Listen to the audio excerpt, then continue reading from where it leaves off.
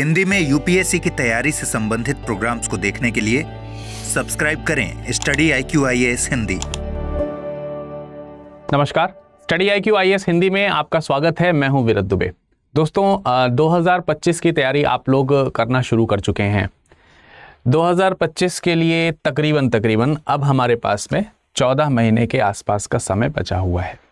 14 महीने के आसपास के समय में कैसे हमको तैयारी करनी है, एक लंबे कोर्स की, एक इस प्रकार के कोर्स की जिसमें कई सारे विषय हैं, उन विषयों के ढेर सारे आयाम हैं और फिर उनमें में से कुछ की महत्वता बहुत अधिक भी है।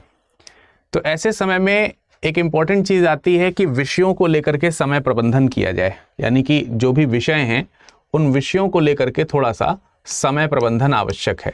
अगर आप ये समय प्रबंधन करते हैं तो निस्संदेह जो है आपका जो समय है वो भी इस तरह से उपयोग हो पाएगा कि आप अपने सभी विषयों को उचित समय दे पाएं और उचित समय दे करके आप उन्हें समाप्त कर पाएं।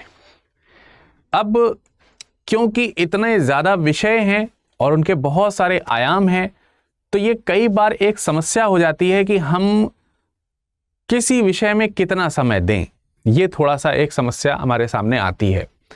और बिना किसी, अगर हमारा टारगेट 2025 है, तब फिर उसमें अगर आप बिना इस प्रबंधन के कि किस विषय पे हमें कितना समय देना है, इस बिना विषय प्रबंधन के, बिना समय प्रबंधन के अगर आप तैयारी करना शुरू कर रहे हैं, तो ये हो सकता है कि आप किसी एक सब्जेक्ट को, दो सब्जेक्ट को या कुछ सब्जेक्ट को ठीक तरीके से प्रिपेयर कर लें, लेकिन सारे सब्जेक्ट को ठीक तरीके से प्रिपेयर करके at the end of 2025 and before the examination of 2025 आप प्रिपेयर हो पाएँ, ये थोड़ा सा कठिन कार्य हो पाएगा। इसलिए ये जब भी आप तैयारी शुरू करें तो तैयारी शुरू करने से पहले 2025 के लिए खास तौर से मैं कह रहा हूँ, क्योंकि समय केवल 14 महीने। अब आपको लगे कि 14 महीने तो बहुत है, तो केवल 14 महीने हैं। इन केवल 14 महीने को व्यवस्थित करना आवश्यक है। अगर बिना व्यवस्थित किए अगर आप पढ़ाई कर रहे हैं तो निस्संदेह मान के चलिए कि आपके कुछ विषय छूट जाएंगे, और वो छूटने नहीं चाहिए, तभी तो तैयारी का सही उपयोग है।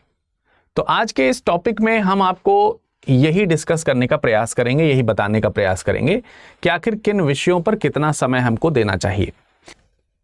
इसके लिए मैं आपको एक चीज और बता दूं कि यदि अगर आप ये सही तरीके से प्रबंधन करना चाहते हैं तो ये शेड्यूल कहीं ना कहीं आपके पास में नोट होना चाहिए और आपके दिमाग पर, आपकी आंखों के सामने शेड्यूल होना चाहिए और उसके अकॉर्डिंग आपकी प्रिपरेशन चलनी चाहिए। एक दो दिन आगे पीछे हो जाए तो कोई दिक्कत वाली बात ना हो, इस तरीके का बीच में थोड़ा समय भी होना चाहिए। तो मेरी टीम ने, हमारी टीम ने इस पूरी समय सारणी को अच्छी तरीके से आपके सामने प्रस्तुत किया है।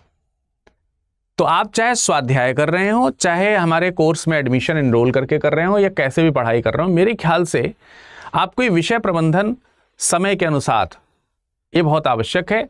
जो हमारी टीम ने पूरे एक तरीके से R&D करके सभी विषयों पर एक उचित समय प्रबंधन देते हुए तैयारी का रखा हुआ है। तो मैं आपको सीधे उसी विषय प्रबंधन की तरफ ले जाता हूं और मैं आपको यह भी बताने का प्रयास करता हूं कि हम लोग स्वयं उसी विषय प्रबंधन, उसी समय प्रबंधन को फॉलो करते हैं। तो जब हम खुद ही उसी समय प्रबंधन को फॉलो करते हैं, आपको आपका अध्ययन कराने के लिए, आप अध्ययन अध्यापन का जो कार्य है वो करने के लिए, तो फिर आपके लिए वो निस्संदेह उचित ही होगा। तो चलिए एक बार नजर डालते हैं कि वो प्रबंधन किस प्रकार का है। आइए, देखिए, मैं इसके लिए आपको वेबसाइट पे ले चलता हूं।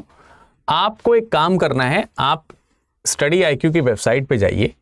आप स्टडी IQ की वेबसाइट में जाएंगे, होम पेज पे जाइए, आप लोगो पे क्लिक करेंगे तो होम पेज ओपन हो जाएगा। ये होम पेज पे आप जाइए। होम पेज में जाकर के आप थोड़ा सा नीचे स्क्रॉल करेंगे तो यहां पर देखिए UPSC foundation live P2I batches लिखा है। या तो यहां पर क्लिक कर दीजिए या सबसे ऊपर स्टोर का ऑप्शन आ रहा है, आप स्टोर पे क्लिक कर दीजिए। किसी एक जगह पर क्लिक करके आप हमारे कोर्सेज पे पहुंच सकते हैं। जैसे मैंने यहां पर नीचे गए और नीचे जाकर के UPSC फाउंडेशन लाइव कोर्सेज पे हमने क्लिक किया, तो क्लिक करेंगे तो हिंदी के कोर्सेज आपको मिल जाएंगे। यहाँ पर एक तो ये टेस्ट सीरीज वगैरह दिख रही है। इसके अलावा 2 बैचेज हैं इस समय। एक तो बैच है मार्च का बैच 3 और एक मार्च का बैच 2 है। बैच 3 जो है वो 29 मार्च से शुरू होने जा रहा है और बैच 2 जो है वो आज से ही शुरू होने हुआ है, मतलब सुबह 8 बजे इसकी शुरुआत हो चुकी है। तो ये 21 तारीख से शुरू होना था तो हो गया है। तो अब अगर आपको इसका विषय प्रबंधन देखना हो कि अगर आज से किसी बच्चे ने इसमें एनरोल कर लिया है तो उसको किस प्रकार का विषय प्रबंधन, समय प्रबंधन मिल रहा है और आपको कैसा करना चाहिए। तो देखिए इसमें कुछ नहीं करना है, यहाँ पर व्यू पीडीएफ पे क्लिक करेंगे तो इस तरीके का पीडीएफ जो है वो ओपन हो जाएगा। ठीक है, ये पीडीएफ हो जाएगा ओपन। ये हमारी पूरी टीम है, इस टीम में ठीक है सब लोग शामिल हैं और इस टीम में जो लोग सब लोग शामिल हैं उसमें जो है ये विषय भी हमारा यहाँ पर, अब इसको हमने डिवाइड किया हुआ है पूरे टाइम को, लेकिन मैं आपको सीधे टाइम टेबल पे ले चलता हूँ जिस टाइम टेबल पे हम लोग पूरी पढ़ाई करने वाले हैं। देखिए 21 मार्च से बैच शुरू हो चुका है, 20 मार्च को ओरिएंटेशन था, 21 मार्च को आज हमारी इस पे चर्चा हुई है।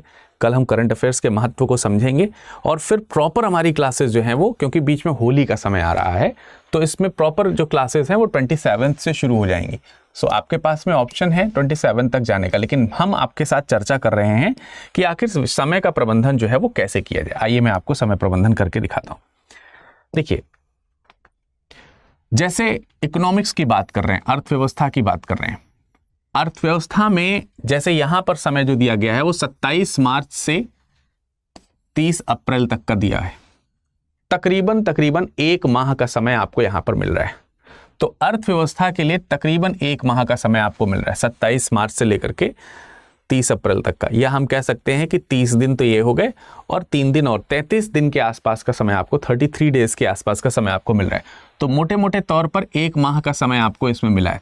ठीक है, मोटे मोटे तौर पर आपको इस पे 1 माह का समय जो है वो मिल रहा है। 1 माह का समय इस पे जो है आपको ये वाले विषय पे देखिए तकरीबन 1 माह का समय मिल रहा है।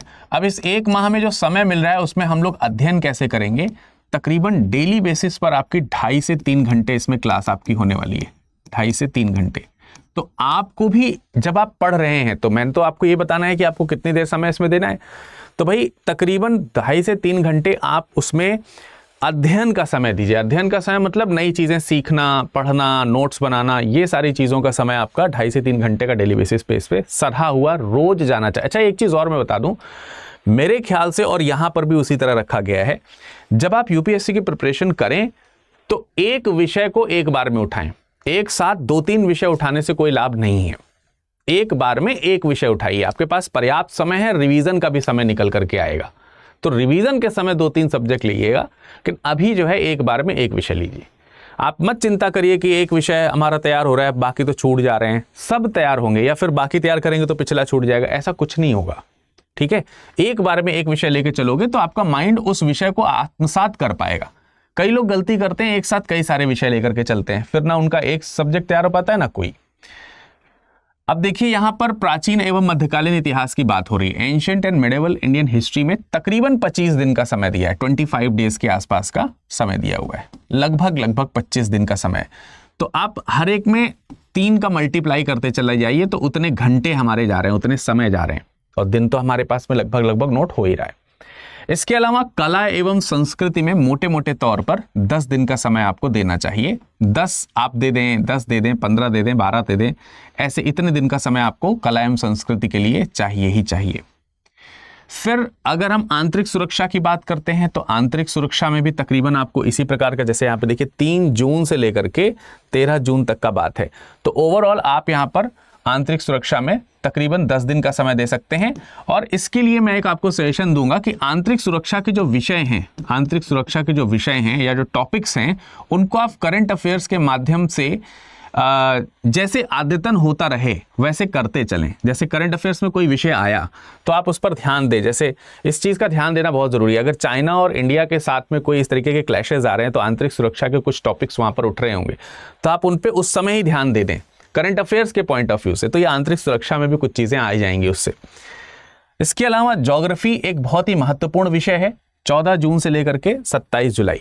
तो तकरीबन इसमें 1.5 माह का समय आपको देखने को मिल रहा है। आपको यहाँ पर तकरीबन जो है 40 दिन के आसपास का समय लगभग आपको देखने को मिल रहा है। तो आप इसमें कवर कर सकते हो। फिर उसके बाद आधुनिक भारत में भी इसी तरीके से लगभग 35 दिन के आसपास का समय आपको मिलेगा या मिलना चाहिए, लगना चाहिए आपका। क्योंकि एक बड़ा पोर्शन है और यहां से प्रश्न की संभावना भी आपकी बनती है। IR की बात करते हैं तो तकरीबन 20 दिन के आसपास का समय आपको, 20 डेज के आसपास का समय जो है आपको IR में लग जाता है। और अगर हम पॉलिटी की बात करते हैं तो इसमें भी लगभग आप देख सकते हैं 25 सितंबर और से लेकर के पूरा अक्टूबर और नवंबर, तो 30, 40, 45, तकरीबन 45 दिन के आसपास का समय आपको, 45 डेज के आसपास का समय आपको यहां पर लग रहा है। तो ये महत्वपूर्ण सब्जेक्ट्स का है, तो इतना लगभग समय आपको देना चाहिए। इसमें आप ऐसे भी ना गांठ बांधे कि हम सबको यार 1-1 महीने का समय देंगे। अब दिक्कत यह है कि 1-1 महीने का समय देंगे तो किसी में 5 दिन ज्यादा, किसी में 5 दिन कम रह जाएगा, तो बाद में रिवीजन के लिए वही 15-20 दिन कम पड़ जाएंगे आपके लिए। ये चीज ध्यान रखना है। तो मेरे हिसाब से ये बहुत व्यवस्थित करके बनाया गया है, बहुत ही व्यवस्थित करके इसको बनाया गया है। लेकिन इसमें सब में एक इंपॉर्टेंट चीज है कि सभी के लिए आपको कम से कम 3 घंटे का समय जो है प्रतिदिन अपनी पढ़ाई के लिए देना पड़ेगा, other than revision, other than test series, other than answer writing, ये करना पड़ेगा। क्योंकि इतना तो सिर्फ क्लास का समय जाता है, तो क्लास में इतना समय देना ही पड़ेगा। और इसके अलावा सभी में आप मान के चलिए कि 1 घंटे का समय आप सभी में जो है, सभी में 1 आवर्स का समय जो है जोड़ करके चलिए शुरुआती तौर पर, ठीक है, सभी में जोड़ करके चलिए कि आप इसमें आंसर राइटिंग करेंगे। और एक करीब आधे घंटे का सभी विषयों का डेली बेसिस पर रिवीजन करेंगे। तो ओवरऑल अगर आप देखते हैं तो एक विषय के साथ, पढ़ाई के साथ साथ रिवीजन, आंसर राइटिंग और MCQs वगैरह का कनेक्शन अगर आप बैठाते हो तो डेली बेसिस पर लगभग 6 घंटे का समय आपका निकल करके जाएगा डेली बेसिस पर। और ये लगातार 6 घंटे नहीं जाने हैं, जैसे लगातार 3 घंटे क्लास पढ़ ली, फिर ब्रेक ले लीजिए आधा पौन घंटे का, फिर आप आंसर राइटिंग करने बैठिए या फिर दूसरे काम कर लीजिए। तो ऐसे करके आपको 6 घंटे का अंतर, भाई 24 घंटे में 6 घंटे, मतलब अगर पूरे दिन को 4 हिस्सों में डिवाइड करते हैं तो भी आपका काम यहां पर बन जाएगा।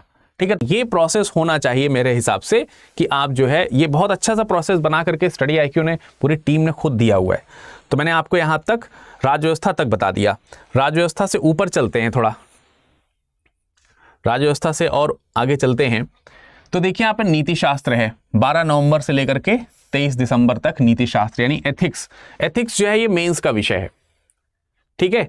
और आप देखिए दिसंबर तक हम इसको लेकर के जा रहे हैं, तो उधर लगभग बाकी इंपॉर्टेंट चीजें भी पूरी हो जाएंगी। जैसे यहाँ पर देखिए विश्व इतिहास है, ये भी मेंस का विषय है, तो इसको हम लोगों ने लास्ट में रखा हुआ है, जानबूझ करके लास्ट में रखा है। तो यहाँ और इंपॉर्टेंट चीजें सारी पहले ऊपर हो गई। तो नीति शास्त्र में यही कोई आपका जो है 1 महीने के आसपास का समय हमारा लग जाता है, लगभग 30-32 दिन का समय जो है आपको यहाँ पर देखने को मिलेगा। आपदा प्रबंधन में भी आपको इसी तरीके से, आपदा प्रबंधन बहुत बड़ा टॉपिक नहीं है, ज्योग्राफी का पार्ट है, ज्योग्राफी या और दूसरी करंट अफेयर्स की चीज़ों का पार्ट है। 7 से 8 दिन के आसपास जो है ये पर्याप्त है। और कोर टॉपिक्स तो तैयार करने में 2-3 दिन का समय लगता है इसमें। सोसाइटी की अगर हम बात करें, समाज की अगर हम बात करें, तो 2 जनवरी से लेकर के 13 जनवरी तक का समय दिया गया, यानी आप मोटे मोटे तौर पर इसमें 12 दिन का समय मान के चल सकते हैं। शासन व्यवस्था और सामाजिक न्याय की हम बात करते हैं, तो इसमें 15 जनवरी से लेकर के 5 फरवरी तक का समय दिया हुआ है। तो 15 दिन का इधर है और 5 दिन का उधर, यानी 20 दिन के आसपास का समय आपको इसमें लेकर के चलना चाहिए। निबंध के लिए अलग से समय दिया गया, जबकि GS का पोर्शन नहीं है, लेकिन आपको ये समय देना चाहिए। 6 फरवरी से लेकर के 14 फरवरी तक का समय दिया गया है। तो तकरीबन जो है मोटे मोटे तौर पर आप इसको 10 दिन मान लीजिए, 8 दिन है वैसे, लेकिन मोटे मोटे तौर पर 10 दिन मान लीजिए। 15 फरवरी से 2 मार्च तक का समय अगर आप देख रहे हैं तो करीब पर्यावरण एवं पारिस्थितिकी में तो 18 से 20 दिन का समय आपको यहां पर लग जाता है। 18 से 20 दिन का समय आपको यहां पर लगेगा। वर्ल्ड हिस्ट्री में तकरीबन 10 दिन से 12 दिन का समय आपको यहां पर लगेगा।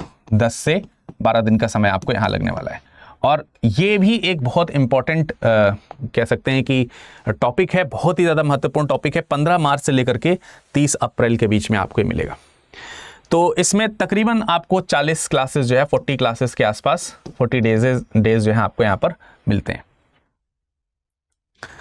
तो ये ओवरऑल हमने आपको बता दिया है और इसी को हम लोग भी फंक्शनेट करते हैं, इसी को हम लोग भी फॉलो करते हैं। और अगर आपको ये पूरा टाइम टेबल समझ में आया है कार्यसूची समझ में आई है, टाइम टेबल समझ में आया है, तो इसके अकॉर्डिंग ही आपको प्रिपरेशन करनी चाहिए, ऐसा ही समय प्रबंधन करना चाहिए, ऐसा मेरा मानना है। और आशा करते हैं कि आप सब लोग जो है इस टाइम टेबल को अपने पास नोट करके रखेंगे, ये समय पूरा लेकर के चलेंगे। तो आप देखिए यहाँ पर, आप यहाँ पर देखिए, ये जो पूरा समय है ना, इसमें हमने ये सब चीज़ें इन्वॉल्व करी हैं। मतलब आप इसमें देखिए फाउंडेशन पूरा कवर होगा आपका, जब यहाँ से लेकर के यहाँ तक की चीज़ें लेकर के आएंगे। फाउंडेशन में अब देखिए 20 मार्च से लेकर के 30 अप्रैल तक का पूरा समय, तो 12 महीने तो हमारे यहीं पे पूरे हो गए। अब 12 महीने यहाँ पे पूरे हो गए, 2 महीने हमारे पास में और रिवीजन का समय। हालांकि हमने इसी में बीच में रिवीजन का समय भी प्रीलिम्स के लिए निकाला है अलग से, वो एक अलग बात है। तो इस शेड्यूल से अगर आप थोड़ा सा भी भटके तो मान के चलिए कि कहीं ना कहीं आपसे चूक हो जाएगी। और अगर 2025 में चूक नहीं करनी है तो फिर इस शेड्यूल को फॉलो करना ही होगा, ठीक है। तो आप हमारे कोर्स से जुड़ सकते हैं। कोर्स में जुड़ने के लिए भी मैंने आपको प्रोसेस यहीं पर बता दिया है। आप यहाँ पर जाइए, ठीक है, स्टडी IQ पे क्लिक करिए। स्टडी IQ पे स्टोर है, या नीचे जा करके भी आप देख सकते हैं, हिंदी स्टोर में क्लिक करेंगे। क्लिक करने के बाद आपको यहाँ पर फाउंडेशन लाइव बैच हिंदी का आ जाएगा, इस पर क्लिक करिए। इसी तरीके से बगल में स्टेट PCS के कोर्सेज आ जाएंगे, जुडिशरी के आ जाएंगे, बुक आ जाएंगे, टेस्ट सीरीज आ जाएगी, ठीक है। UPSC ऑप्शनल लाइव आ जाएंगे, UPSC इंग्लिश बैचेस सब इसी में आ जाएंगे। तो आपने हिंदी वाले पे क्लिक किया है। आप अभी 29 मार्च से एक बैच शुरू होने वाला है, एक अभी आज से शुरू हो चुका है, जिसमें चाहे उसमें एडमिशन ले सकते हैं। मजे की बात यह है कि अभी अगर आप एडमिशन लोगे तो आपको इसमें अच्छा खासा डिस्काउंट मिल जाएगा। तो अब PDF देख करके क्लिक कर लीजिएगा और यहाँ से बाय नाउ वाले ऑप्शन पे क्लिक करिएगा। 3 ऑफर अवेलेबल है, इस ऑफर अवेलेबल पे क्लिक करना है। बाय नाउ तुरंत मत करिएगा, नहीं बहुत महंगा पड़ेगा। 3 ऑफर अवेलेबल है, उसको आप क्लिक करिए, लेकिन तीनों में से कोई भी ऑफर लगाना नहीं है आपको, ठीक है। तो फिर क्या करना है, फिर आपको करना ये है कि यहाँ पर कूपन कोड लगाना है। यहाँ पर कूपन कोड लिखना है आपको। क्या लिखना है? VIRADLIVE, ये लिख करके अप्लाई कर दीजिए। अप्लाई ज़रूर करिए। वहाँ पर अप्लाई करने के बाद चेक करिए, 21,999 का कोर्स पड़ेगा। अब आप इसे बाय कर दीजिए। अब जब आप बाय करने चलेंगे तो आपको और ऑप्शंस भी आएंगे। जैसे अगर कोई ऑप्शनल लेना चाहते हैं तो इसमें ऐड कर लीजिए। अगर आप हिंदी की किताबों का सेट लेना चाहते हैं तो ऐड कर लीजिए, ठीक है। अगर आप स्टेट PCS लेना चाहते हैं तो वो भी इसमें जो है ऐड हो जाएगा। ऐसे करके आप आगे जाओगे ना तो ऐसे तमाम सारे इसमें ऑप्शंस जो है वो आ जाते हैं, कॉम्बो बैचेस वगैरह करके आ जाते हैं, तो आप उसमें ऐड कर सकते हो। तो ये उसके बाद यहाँ पे प्रोसीड टू पे ऐसे क्लिक करिए। जो ऑप्शन आपको सेलेक्ट करना है सेलेक्ट करके पे कर दीजिए। ये पूरा प्रोसीजर है। जाते जाते मैं आपको बता दूं कि अभी होली डिस्काउंट चल रहा है और होली डिस्काउंट पे बम्पर डिस्काउंट चल रहा है। देखो यार, विरद लाइव कोड को कहीं पर नोट कर लो आप, ठीक है, एकदम नोट कर लो, क्योंकि मैक्सिमम डिस्काउंट आपको इसी पे मिलने वाला है। मैक्सिमम डिस्काउंट जो है वो आपको इस पे मिलने वाला है। इसको लगाने से सबसे ज़्यादा जो डिस्काउंट मिलेगा वो इसी पे मिलने वाला है। और आपको 21,999 में ये कोर्स मिल जाएगा, ठीक है। और इसमें सब कुछ सारे फीचर्स अवेलेबल है। NCERT का बैच इसमें बिल्कुल फ्री ऑफ कॉस्ट अवेलेबल है। इसके अलावा अगर आप कोई भी ऑप्शनल लेना चाहते हैं तो ऑप्शनल में भी आपको विरद लाइव कोड लगाना है, स्पेस नहीं देना है कोई भी विरद लाइव में। और ये सारे ऑप्शनल आपके यहाँ पर उपस्थित हैं, कोई भी ऑप्शनल आप ले सकते हो। इसके अलावा अगर आप स्टेट PCS की तैयारी कर रहे हैं, UP PCS, MP PCS इत्यादि की तैयारी कर रहे हैं, तो वहां पर भी आप विरद लाइव कोड का इस्तेमाल करके एडमिशन ले सकते हैं। याद रखने की चीज़ ये है कि सभी जो कोड में मैक्सिमम डिस्काउंट की जो डेट है वो 26 मार्च है। 26 मार्च से पहले जो है आपको इसका इस्तेमाल कर लेना है। अगर आप 26 मार्च का समय बिता देंगे तो फिर ये आपको इतने में नहीं मिलेगा, काफ़ी महंगा मिलेगा। तो मेरे ख्याल से आप सभी लोग समझ पाए होंगे अच्छे तरीके से। तो जल्दी से जल्दी इनरोल करिए, अपनी पढ़ाई को सुचारू रूप से आगे बढ़ाइए। कोई भी समस्या आती है, कोई भी परेशानी आती है तो आप मुझे विरद VIRAD.dubey @studiiq.com यहाँ पर आप मुझे ईमेल कर सकते हैं। आप यहाँ पर हमें ईमेल कर दीजिए। और अगर आपको कोई ऐसा कंसर्न है, बातचीत करनी है, तो आप अपना यहाँ पर कॉन्टैक्ट नंबर भी सेंड कर सकते हैं, तो हमारी टीम आपसे बात कर लेगी। इसके अलावा आप हमें virad.dubey इस पर टेलीग्राम या फिर इंस्टाग्राम पर भी फॉलो करके आप अपने जो भी प्रश्न है हमसे पूछ सकते हैं, हम उसका जवाब आपको यहाँ पर देंगे। आपका समय शुभ हो। धन्यवाद। हिंदी में UPSC की तैयारी से संबंधित प्रोग्राम्स को देखने के लिए सब्सक्राइब करें स्टडी IQ IAS हिंदी।